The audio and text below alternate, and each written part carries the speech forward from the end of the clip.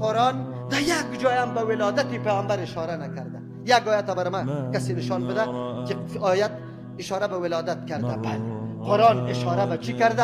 که احسان خدا میمانه.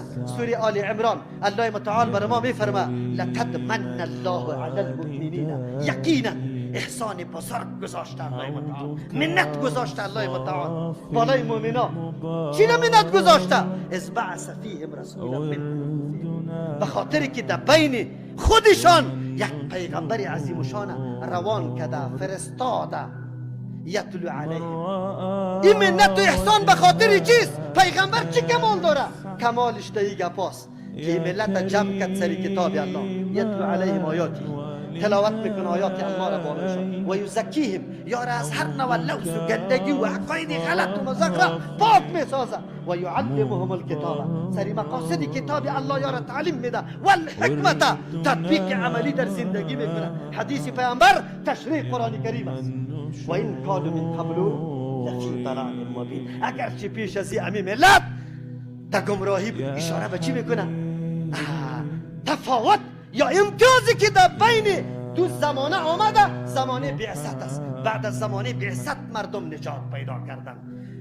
عقیده گمراه، عقیده نادرست وجود نداره، تاریکی وجود نداره. اما با ولادت این تفرقه پیدا شد. 40 سال پیامبر امو زمان جاهلیت موجود بود، مردم دمو تاریکی بود. امتیاز که در بین دو مقطع زمانی پیدا شده توسط بعثت است. وجود پیامبر علیه السلام رحمت است. خو الله کدام چیزیش رحمت گفته؟ خود قرآن میگه و ما ارسلناک الا رحمتا للعالمین. الله نگفته و ما اوجدناک و ما ولدناک، ما تو را تولد نکردیم، ما تو را پیدا نکردیم مگر رحمت برای عالمین. میگه و ما ارسلناک، ما تو را پیغمبر نکردیم. رحمت در پیغمبریش است، نه در ولادتش. جناب کاش که تو یاد داشته باشی قدر گپار قرآن بدونی، قرآن بدونی. خیلی خوب، بزرگترین نعمت است. میگه موجب سرور و خوشی است، ما باید خوشی بکنیم. تو معنای خوشی را که دمی آیت متصلش بعد از او الله گفت که قل بفضل الله و برحمته، گفت مراد از این خوشی، معنای خوشی چیست؟ خنده کنه آدم، چی بکنه؟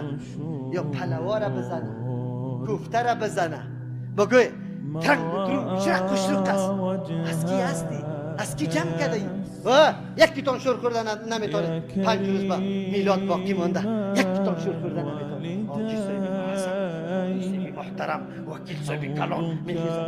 چند دفعه پیغمبر از فکر باشه بیچارگک در یک ماه برای اولاد خود به الله قسم در حالتی که زنشان ولادت کرده 1 کیلو گوشت نآورده، توانش نداره. اما جنابیم ملک صاحب استاد است، وکیل صاحب استاد است. پیامبر علیه السلام میگه لا یحل مال امرئ مسلم الا بطیب نفس منه، طیب نفس باید باشه. الله و مولایی ترى بالله قسم این به طیب نفس است که جمع میشه. از تو سوال دارم مولا صاحب مولایی سه، این خوشی به پخته کردن دیگا میشه؟ شوله باز در مسجد ترنگ و ترنگ باشه؟ سیرتی رسول الله بیان میشه. بیا کمی شوله رو ورد داریم با سیرتی رسول الله رو اعلان که بیان میشه که چند نفر برای تو میشینه. عجیب است. نکنی خدا فریب ندی. ابلیس شما را فریب میده. آلی از مسجدها دور کردن، در کجا رفتن؟ بگوی ده هوتلا خوشی بوجه است. خب است که یک رقصه ناورده، بله به نام سازنده را ناورده، خب لیکن در لباس سفید بالکل وجود داره. شانه ها دور میشه، هوب هوب هوب هوب شده رو ایسته. بیا دیگه هوتل است. آفرینید، آفرینید، هوتل است. یک دفعه فکر بکن، یک دفعه سری سیرت رسول الله صلی الله علیه و سلم همونجا که تو بیان میکنی جناب عالم فکر بکن. جشن گرفته اظهار خوشحالی میکنی، اظهار خوشحالی بیست فلیفرحو. چی معنا داره؟ کل عمر فرحت و خوشحالی زمانی در انسان پیدا میشه که مطابق کتاب الله و سنت رسول الله زندگی را انجام داده باشی. نماز که صبح که کسی خوانده باشه هیچ نوع تنگی دل محسوس نمیکنه، هیچ نوع همین قسم غم احساس نمیکنه. قلبش تازه همینطور خوش است، ولی یک روز نماز نخوان پیشانی گیج است، هیچ سر و کاری تا نمیفهمی کدام طرف روان است. تو فرح نمیفهمی معنیش. فرح و خوشحالی به عملی کردن احکام الله میشه، به عملی کردن سنت رسول الله میشه. تو چی کرده ای برای من؟ بگو چی کرده ای؟ خیر، این رحمت بود، رحمت به بعثت بود نه به ولادت. کاش که تو خوشی بکنی جناب. این را تسلیم کردیم که تو ولادت خوشی کردی. قرآن که تصریح کرده بود، حدیث است، حدیث است. پیامبر علیه الصلاة و السلام، ابی هریره رضی الله عنه نقل میکنه، حدیث مسلم است، انی لم ابعث لعانا، ما فرستاده نشدم لعنت گوینده، انما بعثت رحمتا. در اونجا نمیگه که انما ولدت رحمتا، ما تولد شدم رحمت. چی میگه؟ بعثت رحمتا، ما فرستاده شدم به پیغمبری رحمت.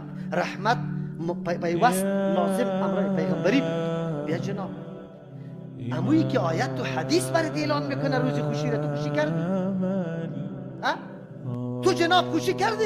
کلا نه. خیلی خوب، این روز بعثت تو جشن گرفتی، خوشحالی کردی؟ روز یوم بدر که یوم الفرقان است، یوم التقى الجمعان است.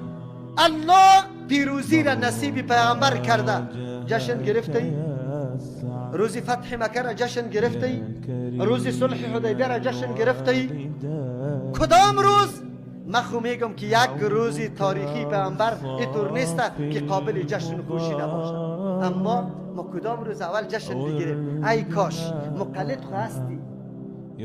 در روزی که مسئله بیاید، مفتی شفیع رحمه الله مؤلف تفسیر معارف القرآن برای ما علامه زمان معرفی میکنی، از اونجا اولا میدی بیا که دم میلادم اولا بده. الیوم اکملت لکم دینکم، در زیر آیت مفتی شفیع رحمه الله چی نوشته کرده؟ برای میلاد چی گفته؟ گفته اگر ما خاص بسازیم این روزی تولد پیامبر به خوشی، ضرورت داریم که کل روزای خوشی پیامبر را تجلیل بگیریم. کل روزای عمر ما مکمل به کجا میاد؟ تجلیل. يوم النشور